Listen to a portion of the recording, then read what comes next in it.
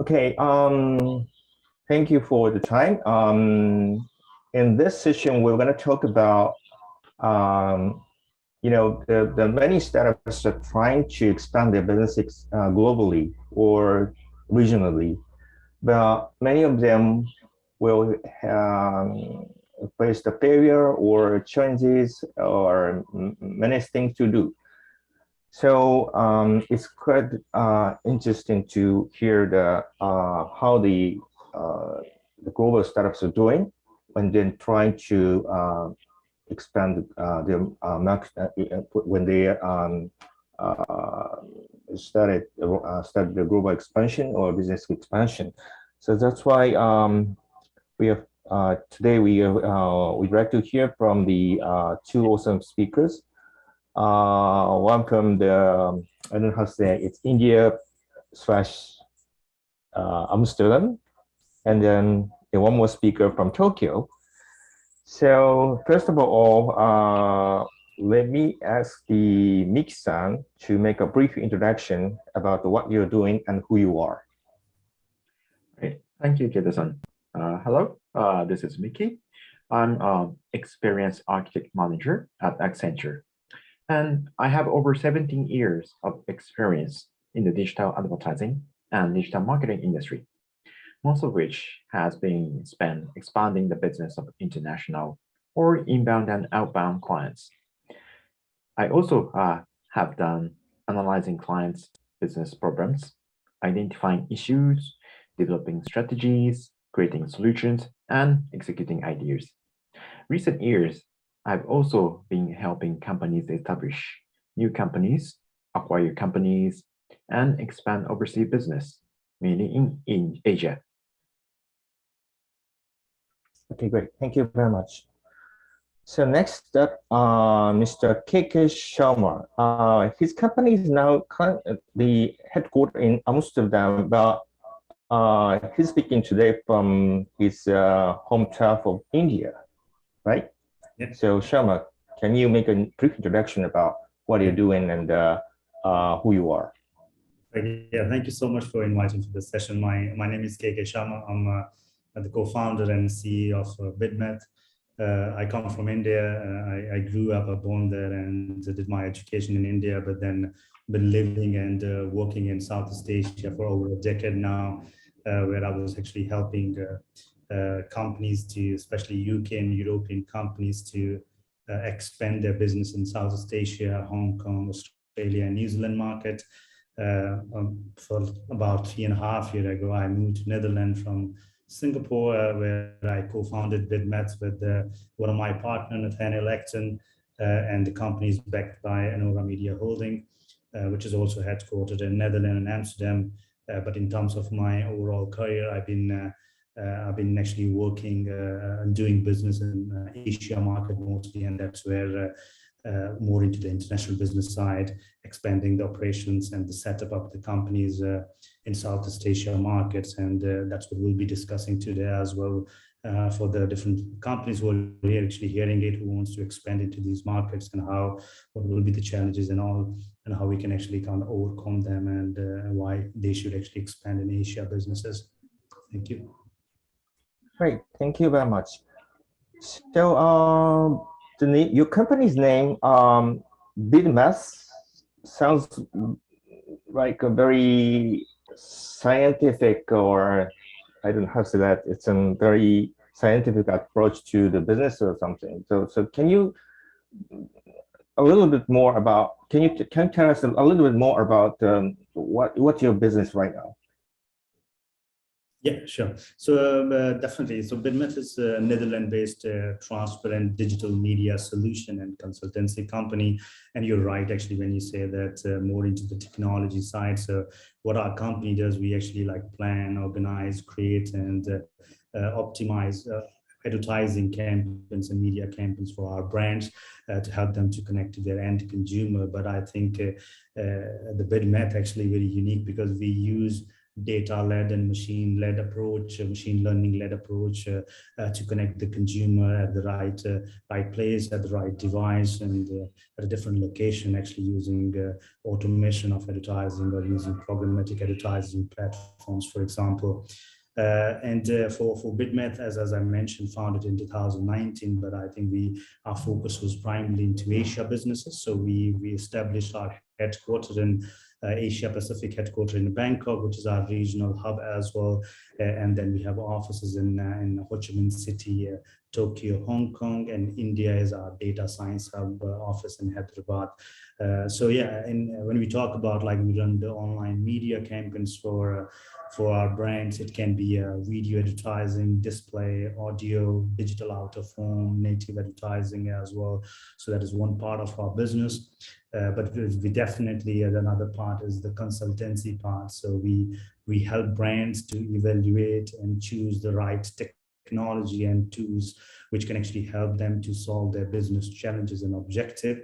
It can be whether the right data management platform, it can be right analytics platform, could be a Google Analytics, Adobe Analytics, or any other platforms. So our team actually come from those backgrounds where we can actually train the client as well, also do the consultant part as well. And another part of what we do in BidMath, we also provide training programs. So we have a digital training program specifically designed for brands and agencies so that we can actually train their team, train their people around different digital media platforms, around the data, around the consultancy part as well. So that's overall BidMath actually. And for now is Asia is the focus and including Japan as well. But for future, we would be interested to expand into Latin America as well as Central and Eastern Europe too. Thank you very much. So you mentioned that your company was founded in 2019, right? So currently, how many years? 3 years? 4? Yeah, so 3 years. 3 years right now. 3 years old company, very new. Okay. In order to understand the BidMath, at this time Miki-san introduced the BidMath, Shama-san, to us in order to understand what's the challenge in the global expansion. So, Miki-san, can you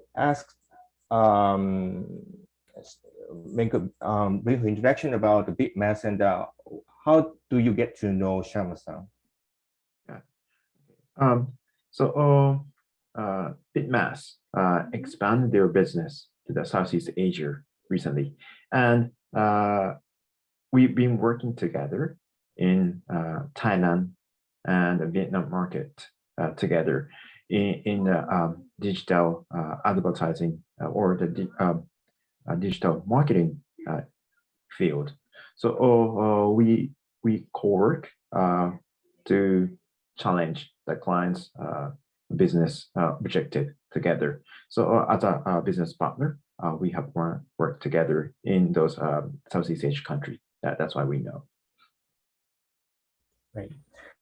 Thank you very much. Okay, so let's move on to the main topics we're talking about. So first of all, this is a question for Shama-san. What's the most challenging part? What's the most challenging part when you expand your business into other markets from your home turf? So anything unique for expanding into the Asian market or the Japanese market? Because your company is currently headquartered in Amsterdam, which is Europe. So when you expand into the other continent or other, let's say, the other market with the different culture, what is the most challenging for you? I think this is definitely challenging when you're headquartered in Europe and then expanding into the Asian market, especially Southeast Asia was focus for us. And I think it's easy for companies when they talk, okay, let's open an office in Singapore or Hong Kong. It's very easy, quick, like 24 hours, you can open a company, but our overall kind of the way we wanted to enter into Asia market was to go localized, actually, to open offices in Thailand, Vietnam, Philippines, Indonesia. And when we talk about Asia, definitely a lot of countries out there. But when we talk about Southeast Asia, it's always challenging because every country, I think there are 3 different aspects which are important for any companies when they are thinking to expand into Asia or Southeast Asia, to be specific, to consider. The number 1 is definitely a legal system. So there are very varied legal system across the countries and economies in Asia, which can actually kind of create a kind of a complication for us, like, when foreign companies are trying to invest and expand. And I think one of the main factors that I observed while expanding is the local shareholding structure. So that is kind of a requirement that you need to have a local shareholder on board, which can kind of the foreign companies can hesitate to do that sort of setup. Though many countries are now trying to find a way around that by creating different kind of regulations within their economies. But that is one of the main factors which I realized when I we open office in Thailand and Vietnam, that you need a local shareholding structure.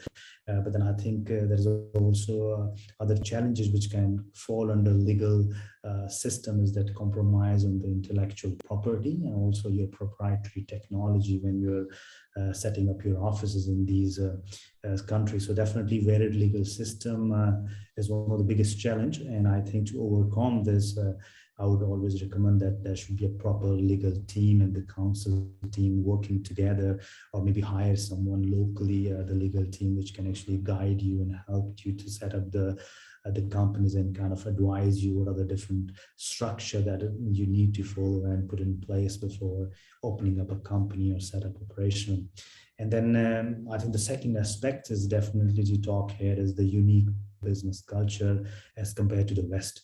I think that is going to be a very key part of it. I have noticed that many Western companies try to enter Asia markets, but with Western culture, which Western business culture, which doesn't work at all. We are talking about Asia, we're talking about like more than 40 countries, and every country has their own culture, their own languages. And it's very important for the companies who are coming from the Western world that even now, like for example, in Thailand and Vietnam, the government businesses are still happening in local languages. And so it's very important to localize your operation, hire local people, and make sure that you actually customize to the local business culture.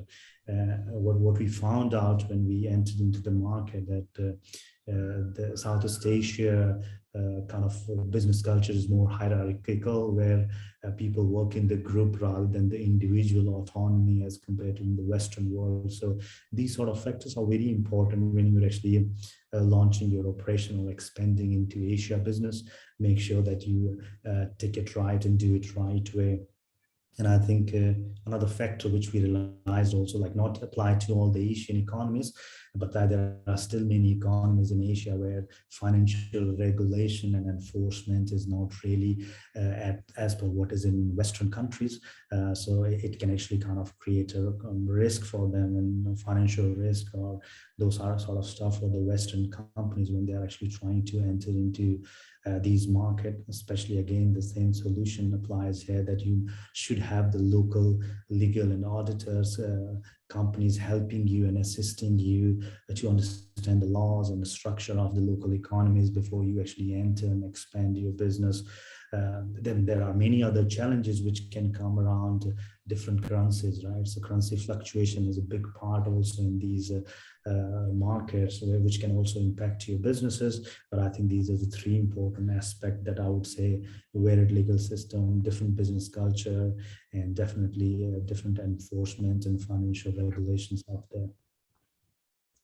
In order to, you mentioned that probably having a local shareholder is a key when you think about expanding into the specific country or specific market. So meaning that you have in every single country, you have a different local subsidiary or something like that? Yeah, so we have the subsidiaries in every market, like which I mentioned. And not like every market you need a local shareholding requirement, but like certain economies, like in Asian economies where there might be a requirement of local shareholder, like for example in Thailand, Vietnam, where that is very common practice. But definitely they also, like the Thailand government and Vietnam government, also trying to way to attract more foreign investors by introducing new laws, new regulations, which they recently launched Board of Investment, where foreign companies can be 100% owner of their entity when they launch operation in Southeast Asia. So in Thailand specifically. So yeah, I think the governments are trying every possible way to do it, but there's still challenges out there. Can you tell which market is the most challenging for you? No, I think this is a very, very good question on here, because I think we first started with Hong Kong, but then definitely our always focus was to create a regional hub or headquarters in Thailand rather than putting it in Singapore and Hong Kong. So it definitely took us a long time, as I mentioned, like in documents where you read in the Google or different website that it can take 4 weeks to set up a company, but then it took us like 3 to 6 months creating all those documents and the requirements. The process is actually getting better and better, but 3 years back, it took us like approximately 4 to 6 months to even set up a representative office and entity down on the ground there. And I think again, Thailand also, again, the business culture, which I was talking about, the next point, and it's completely different business culture. Their working culture is completely different. The language is still is the key. So I think why we wanted to open local offices, because if we need to penetrate these markets, we need to hire local people who can be our spokesperson, who can go out and meet the clients, because the business language is still the local language and Thai language. So I think BidMet, our focus was that we keep our backend, which are the strategy team and execution team, strong, which can come from the different offices, but obviously our sales and marketing team needs to be localized because they are going to interact with the clients and the agency partners. So yeah, Thailand would be, I would say, because it was the first market, I would say in Southeast Asia, we open office. Bit challenging initially, but I think we overcome it, and we created like already a regional headquarters there. Thank you very much. So let me move on to the next question. Sharma-san is running his own startup right now, and Miki-san is not running a startup, but he's helping many startups making a great job. So for yourself or other startup looking at the global expansion, how did you find whom you should contact first? Yes, so first of all, can you start with Miki-san? Right. Okay, so if you consider or planning to expand overseas, I would say the key success is to contact 3 areas of the professionals to get the right information and support. The first one, I would say a research organization that is entrusted with a market research of the potential destination.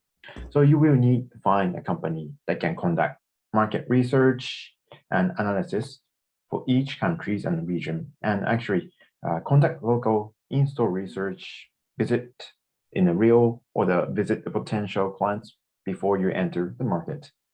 And the second is an agency that can be trusted and interested with the marketing or your products and services once you have expand to those overseas business. And when you expand overseas, you will need an external partner who can plan and execute promotion activities, advertising activities, and sales promotion activities. So it's better to find those the agency partners as soon as possible. And third is a law and financial firm that can be handle the legal and financial aspects of establishing a company and obtaining permits and license. As KK mentioned earlier, it's very, very hard to clear the local rules. It might different from the Japan's or the global standard. So you need to find those professional understand the local permits and licenses. And by utilizing those 3 different type of firms, you can expand your business overseas with least amount of your company resource, I would say. What do you think, KK?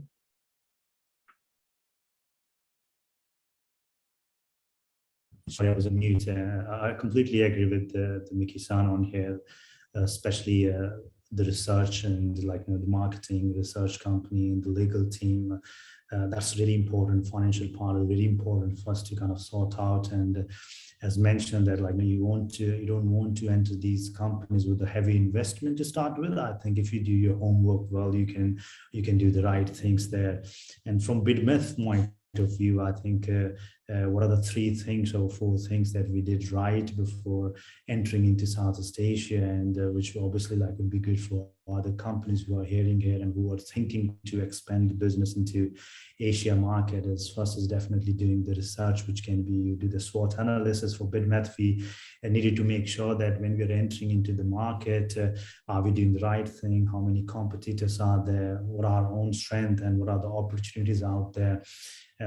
Just to kind of highlight it, Southeast Asia market is one of the fastest growing market right now. And in the pandemic, according to the latest report, which come from the Google or Ben & Company and Temasek, is that there are about 40 million new internet users came online in 2021 during pandemic, which makes about 75% of Southeast Asia population now online. About 440 million users are online. So it's a huge population. So obviously we are into the digital marketing area. We are companies into advertising and digital advertising. So for us, that's kind of very promising. So definitely doing that research and understanding where are the opportunities out in the market. Moreover, I think the plus point was that because I spent over a decade into these markets working and doing business, was actually helped me to understand the opportunities lies in these markets. And so yeah, definitely I would say doing the proper research and helping the SWOT analysis help us BidMeth to expand very fast into these markets.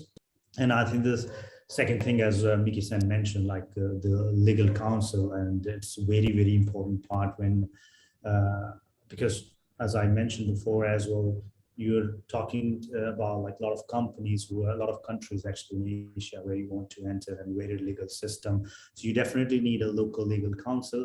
So what can be good for you that if you ask your headquarter legal counsel who can coordinate with the localized or local legal companies or financial companies to sort out those things for you first, because that can take a lot of time to understand the corporate laws, to understand the legal setup structure, which is very important for any Western companies or any companies who are trying to enter into the Southeast Asia market. And I think the last thing I would always highlight here, and that's always about the localization and hiring local people is the key when you think about entering into these markets, because they are going to be your spokesperson. They're going to be leading your company from the front when they're talking to the brand and the media agencies about your product and solution. So hiring local, be more local, understand the local culture, language is going to be the key here when we think about expanding into Southeast Asia business. Thank you very much. So following this, let me ask you one more question to both of you guys. In Japan, the Japanese domestic economy is, how do I say, it's quite good enough to make a living. It's not so small, not so big actually, but it's sufficient for make a living for many businesses. That's why typical Japanese startup usually start with their domestic business and then start thinking about the international business. So some people say startup has to think about the global expansion from the day 0 or day 1, or other people say that the startup has to make a great success in the domestic business, and then should think about the global expansion or international businesses. So what can you tell us your perspective? Let me start with the Shama. So what do you think? I'm muted. Sorry, I was no. I think that's always right. Like when you start your business from home tough, from your experience from there, and then you can actually launch into the other countries. And I think it is different for different companies and different structure that you are into. For us, I think.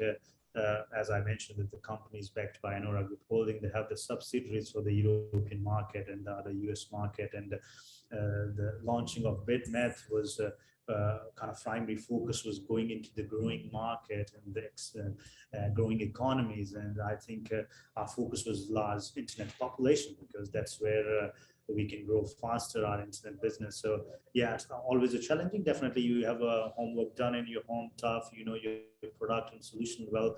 And I think if you know what are the opportunities, what are the challenges for the brands and your customer future there, you can definitely enter into these markets, solve their business challenges, and create some sort of efficiency and effectiveness for them. So Miki-san, what do you think about this from your perspective? I spent over 10 years for the overseas business, and from my standpoint of view, I would say there's no need to set the barrier of domestic or the global. So business is business. So the most important thing is find where is your market, where is your clients, and if it's Japan based and you think there's a potential to start in Japan, that's the right answer. But if you want to run the business with overseas clients, then no need to stick to the Japan market. Maybe you can start your business overseas. Maybe start from Singapore, start from India, start from Thailand. So find where is the market, where is the potential clients. So I would say domestic, global. If you live in a 2022, I would say like no barrier to start the business. Yes, thank you. All right. Okay, let me move on to the next question. This will be probably the last one. So kindly present good things to do and bad things to do for business expansion. So this is a very simple question, but it's quite difficult to answer probably. So let me start with KK. What is your, from your perspective, what the good things or what the bad things to do for business expansion? No, I think that's really good questions. I think definitely, as we've been talking also about the challenges and the different possibility and opportunities in different markets with expansion. But I think I would rather rephrase it for the audiences that why to expand in Asia, because that's where we've been doing operations. So I think let's talk with the large customer. I think there are about a couple of points that I would like to discuss here, but I think the main point is the large customer market and a phenomenal economic growth in these markets. We are talking about Asia, which is like 4.5 billion people and 2/3 of world population, right? And right now the internet revolution is just spreading across the market. Sometimes I feel that we have more, the Asian customers are more digital savvy as compared to back in the European countries sometimes. So, and you will also see that there's a lot of fundraising are happening now in Southeast Asia market. So this is very important here. I think, as I mentioned, that every year the new online users are coming into the market. Internet penetration is going to the countryside as well now, so which is actually helping to add more and more consumer, which means that we can actually help brands to connect their end consumer with the digital marketing activity and digital marketing campaign. So, which is always good. I think if you do it right, you look at the number, if you do it right, definitely there's a huge business growth opportunities for the companies to enter into Asia and grow their businesses. And I think the second point is very important is I think the business friendly and the startup kind of mindset in Asia. What I realized that doing business in Asia is very friendly, and there's a lot of startup kind of vibes there.